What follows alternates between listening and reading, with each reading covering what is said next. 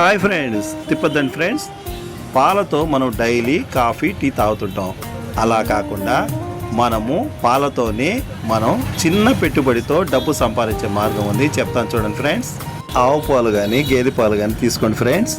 చూడండి, ఈ అన్న ఏం చేస్తున్నాడో, పెద్ద బాండలి ఉంచుకొని దాంట్లో వేడివేడిగా పాలు కాంచుకోవాలి. కాంచుకున్న పాలని ఒక బౌల్ తీసుకొని ఆ బౌల్లో నడి మీద ఉంచి ఐస్ గడ్డలతో చల్లబరుచుకోవాలి.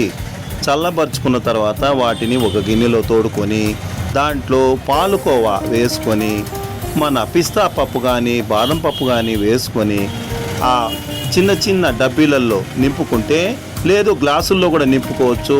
మనకు కావాలంటే ఫ్లేవర్స్ కూడా ఏదైనా వేసుకోవచ్చు. ఫ్లేవర్ వేసుకొని వాటిని పేపర్ పెట్టి మూత పెట్టుకోవాలి. మూత పెట్టుకొని పెద్ద బింది లాంటిది ఏదైనా ఒకటి తీసుకొని దాంట్లో ఐస్ గడ్డలు, ఉప్పు అన్నీ వేసి, ఈ డబ్బీలు ఐస్ డబ్బీలు అయితే వాటిని వేసుకున్నామంటే కొద్ది సమయానికి ఐస్ గడ్డ కట్టేస్తుంది. చూడండి ఐస్ ఎలా తయారైపోయిందో స్వీట్గా.